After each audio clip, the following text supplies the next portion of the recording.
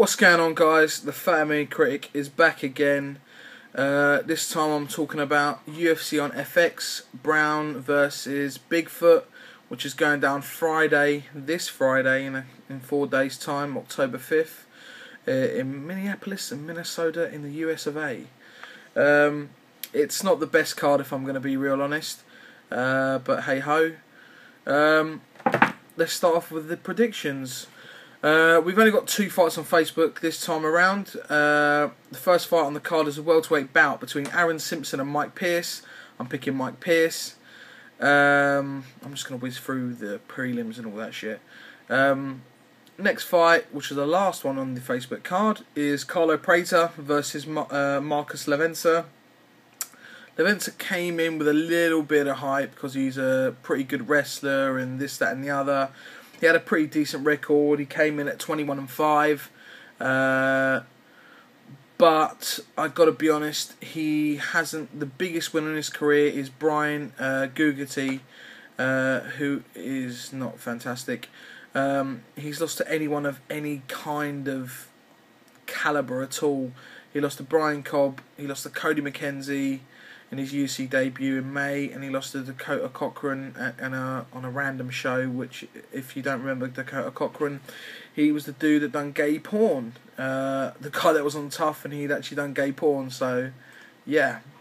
I'm going for Carlo Prater, dude's a bit of a veteran. Carlo Prater. Anyway, back onto the other bit of the undercard, prelim card, which is going down on Fuel TV. The first fight, this is a bit of a mouthful. Darren Uyenoyama, 7-3, last time out beat Kid Yamamoto.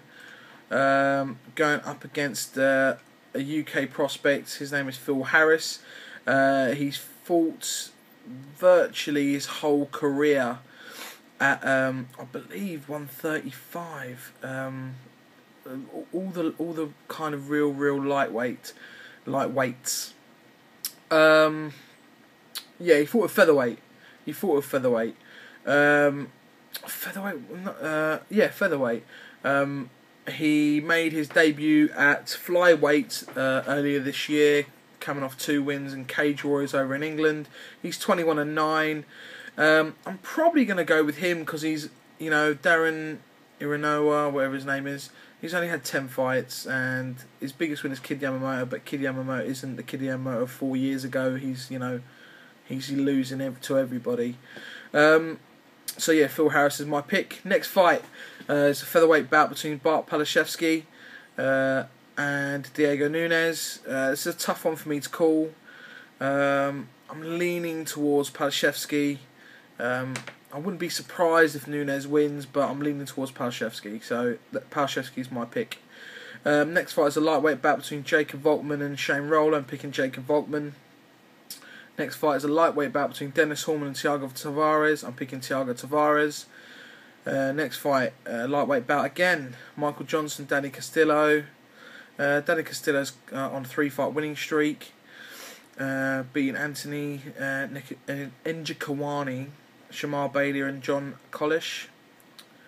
And we've got Michael Johnson, who's coming off, he's actually on a 2-fight winning streak, beating Tony Ferguson and Shane Roller. It's a bit of a pick-em for me, but I'm going to go with Danny Castillo. Another lightweight bout to cap off the prelims on Fuel TV. It is Jeremy Stephens versus Yves Edwards. Jeremy Stephens last time out, he's on a 2-fight winning streak, losing to Anthony Pettis and Donald Cerrone, both decisions, which isn't that bad really, considering for me, I personally put them both quite up there in the in that division, probably both top 10. And before that, he was 4-1 in his last 4, beating Sam Stout, Marcus Davis, Daniel Downs, and Justin something.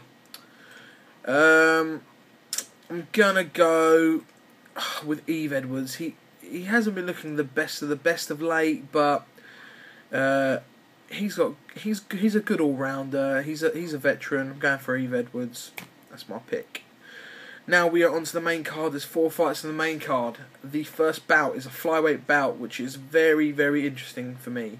We've got John Dodson, who in my opinion is a top 10, if not top 5 flyweight in the world.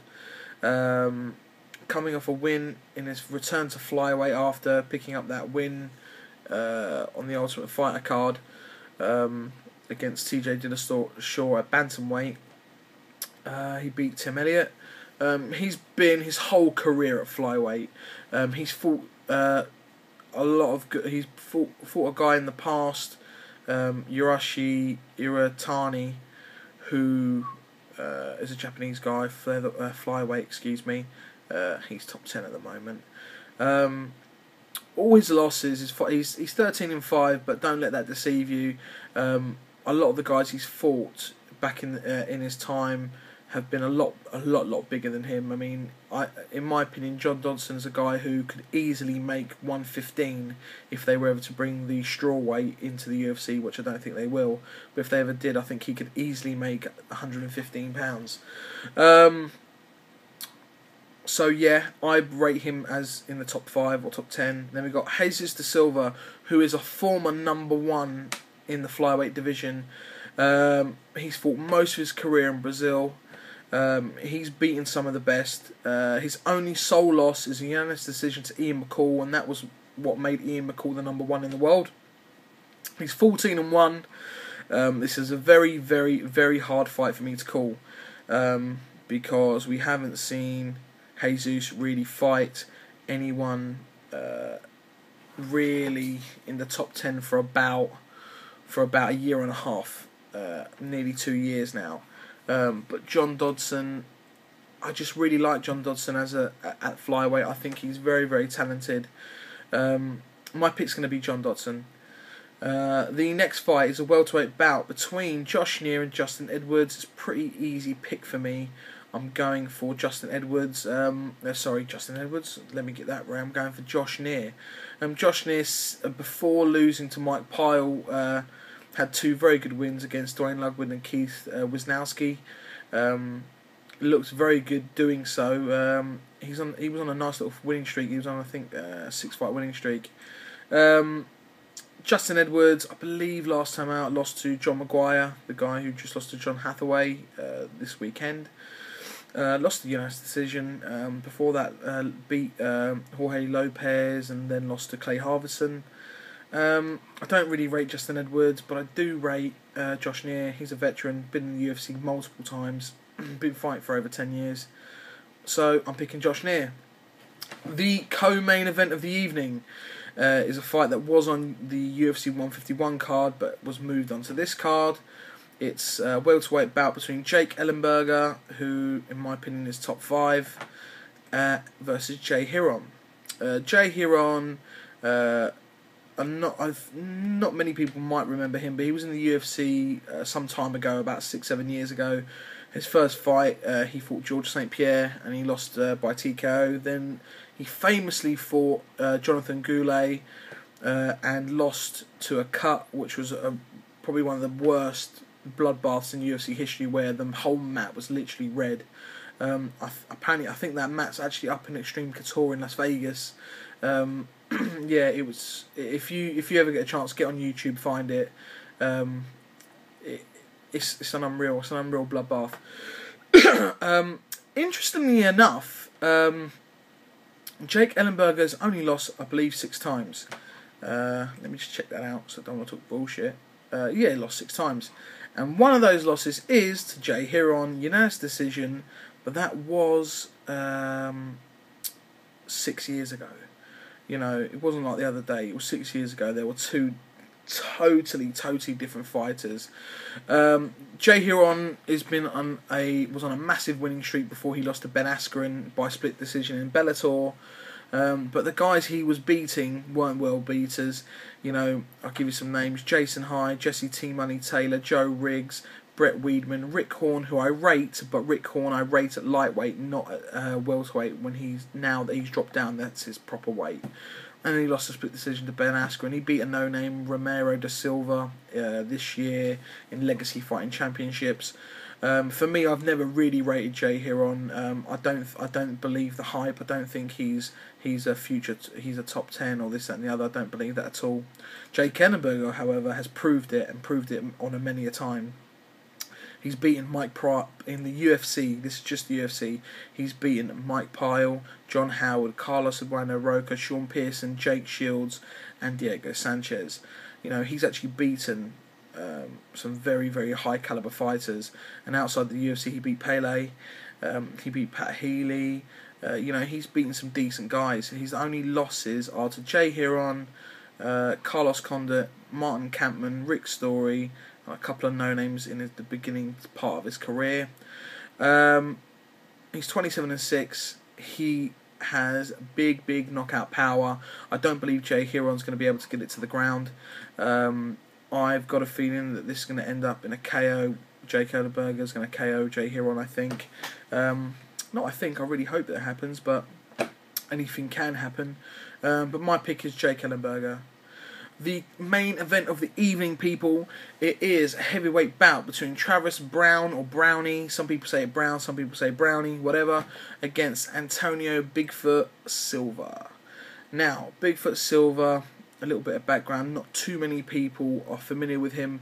Back in the day when he first started out in 2005, he fought in England a lot. I believe he fought his first 4 or 5 fights in England. And he stopped every one of his fights, his first 7 fights, should I say, in the first round, in under like 3 minutes or whatever. I think the longest he went was like 3.5 minutes. And people then, I remember on forums saying, this guy's going to beat Fedor, this guy should be the guy that they give to Fedor to fight, because this guy's a mad destroyer, he's huge, he's got amazing jiu-jitsu, he's got big power. And then he lost to a guy called Eric Pele. He was just a bit of a fat guy, and he basically just got caught. But then he went on a big winning streak in Elite XC, beating guys. He beat Cabbage Carrera, beat Rico Rodriguez, no big names there. And then he went to Japan and fought for Sengoku, got a couple of fights there. And then his first fight in 2009 in Strikeforce lost to Fabrizio Verdum, then won on quite a nice win streak, beat Andrei Arlovski, Mike Parr, and then famously beat Fedor Emelianenko. He's coming off 2 losses, 2 TKO, KO losses, one to Daniel Cormier, the other one to Cain Velasquez. Travis Browne, he's got some heavy hands, but he hasn't fought, nor has he beat anyone at the caliber of Fedor Emelianenko and people like that. He hasn't beaten guys like that or fought guys like that. The biggest one on his ledger is Stefan Struve. I'm picking Antonio Silva to win this fight, whether he knocks him out or whether he gets to the ground and he could submit him. I just think it's that cut and dry. I just don't believe that Travis Browne is going to beat Antonio Silva. And if Antonio Silva loses, it's not a good look, but I don't think he's going to lose. I really don't. And that's that for that. I will be back again very quick. I'll be back next week again, because on the 13th we have, which is next week, we have UFC 153, Anderson Silva versus Stephan Bonner. I am actually pretty excited to watch this card now. It's got some great fights on it. Anyway, until then, don't forget Friday, UFC on FX Browne, or Brown, whatever you want to say, versus Antonio Bigfoot Silva. Until next week, guys, enjoy the fights.